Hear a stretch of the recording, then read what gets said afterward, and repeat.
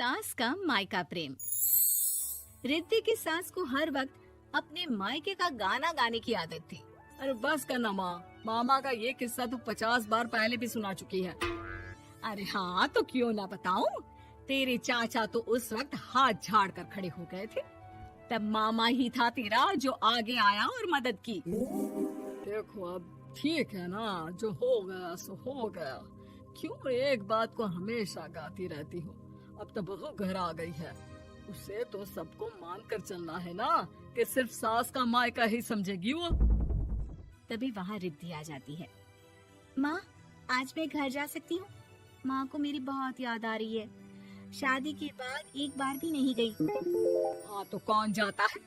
अरे मेरी शादी के बाद जब मैं विदाई होकर आई, इतना बड़ा ससुराल मेरा, खाने वाले 10 लोग और बनाने वाली मैं सिर्फ एक।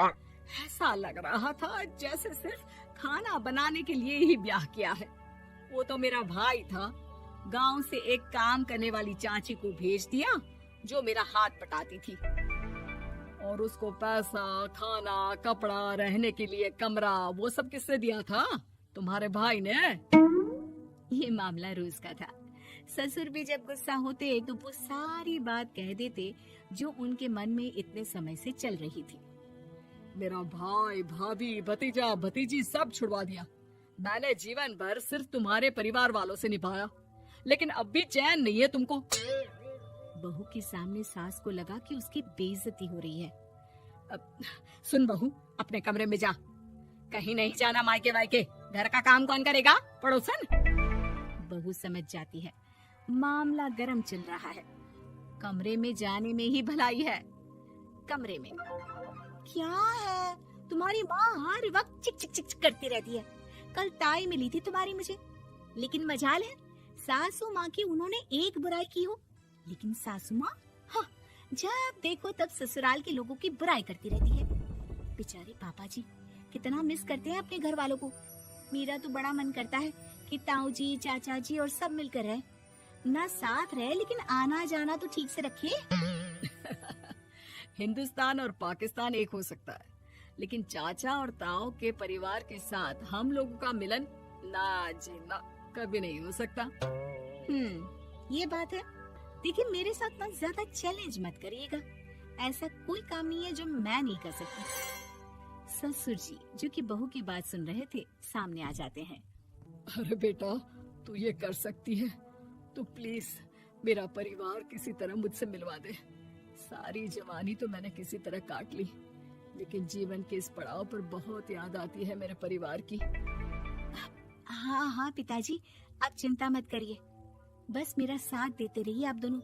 फिर देखिए कैसे माँ जी भी ठीक हो जाएंगी और पूरा परिवार भी एक हो जाएगा। थोड़ी देर बाद बहू सामान लेकर घर से निकल रही होती है कि मना किया था ना तुझे मायके जाने के लिए, फिर क्यों जा रही है? बहू कुछ कहती इससे पहले ही बेटा बोलने लगता है। क्या है माँ, वो घर जा रही है। वैसे भी उसके माता पिता ने मुझे 10 लाख दिए तब जाकर मेरा काम शुरू हो पाया, वरना तूने मेरे लिए किया क्या है? अरे वाह बेटा, बचपन से पढ़ाया लिखाया, तेरे दुख दर्द में जगी, और आज वो लोग तुझे सही लग रहे हैं। और फिर ससुराल में लड़की खुश रहे, ये तो मायके वालों की जीवन भर की जिम्मेदारी रहती है। तो ये तुमको भी तो सोचना था ना। ताऊ जी ने पापा को पढ़ाया लिखाया, जब तुम नहीं आई थी तो पापा के लिए ताई जी ने पापा की माँ की तरह देखभाल की। अब बोलिए। अरे तू कुछ नहीं जानता बेटा, तेरे पापा को सब पता है, तभी वो उन लोगों से वास्ता नहीं रखते।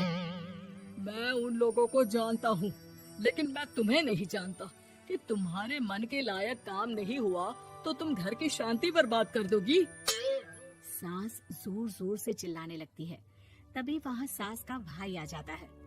अरे क्यों आप लोग मेरी बहन को परेशान करते रहते हैं?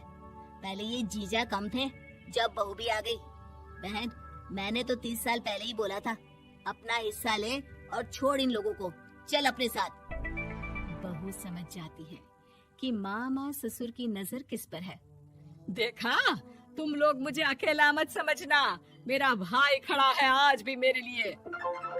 बहू मायके जाती है और आते वक्त साथ में एक नौकरानी ले आती है।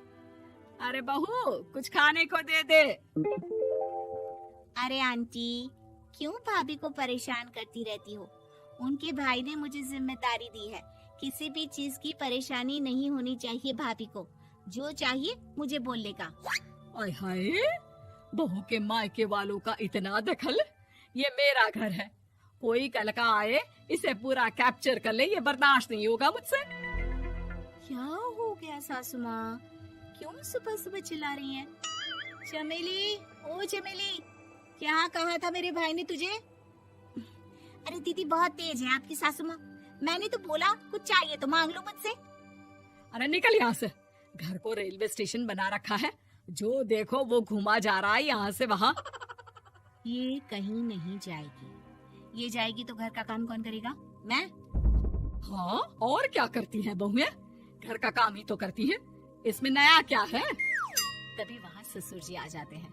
हाँ, तो यही बात तो तुम्हें भी समझनी चाहिए थी ना। आज बहू के मायके से नौकर आ गया तो तुम्हें बुरा लग रहा है? अरे तो उस वक्त गर्मा गर्म खाना तो सबने खाया ना। ऐसा तो नहीं है कि मेरे मायके का नौकर था तो सिर्फ मेरे लिए बनाता था। अरे निकालो इसे, फिलहाल बाद में बात करती हूँ। सास का गुस्सा जोर से नौकरानी पर फूटता है। तभी वहाँ बेटा सामान के साथ आकर खड़ा हो जाता है। चलो रिद्धि, तुम ठीक बोलती हो। मेरी माँ को तो हम लोगों की कोई फिक्र है ही नहीं, ये तो सारा दिन सिर्फ अपने बारे में सोचती है। और देखिए, मैं अब से कह रही हूँ कि अब से इस घर की तरफ आपको देखना भी नहीं है। नहीं आना आज के बाद इन लोगों से मिलने। हाँ, बस कभी कभी दिन में 2 बार मिलने आ जाओ। नहीं, बिल्कुल नहीं। ससुर झूठा नाटक करते हुए। मेरी बीवी ने मुझे मेरे ही परिवार से दूर कर दिया, आज बहू मेरा इकलौता बेटा दूर कर रही है। हाय, कैसे जीऊंगा मैं? वाह, वो भाई जो आपको बेटे की तरह मानता था, उन्हें छोड़ने में तो दुख नहीं हुआ। आज खुद का बेटा छोड़कर जा रहा है तो कैसे जीऊंगा? बड़े आए। अब सास समझ चुकी थी कि उससे गलती क्या हुई है। मुझे माफ कर दे बहू, अब मेरी समझ में आ गया कि अपनों से दूर कर बीवियां पति का भला नहीं बल्कि उन्हें जीवन में अकेला कर रही है। मुझे माफ कर दे, मैं अब सबसे माफी मांग लूंगी। ससुर जी दूर से बहू को थम्स अप दिखाते हैं।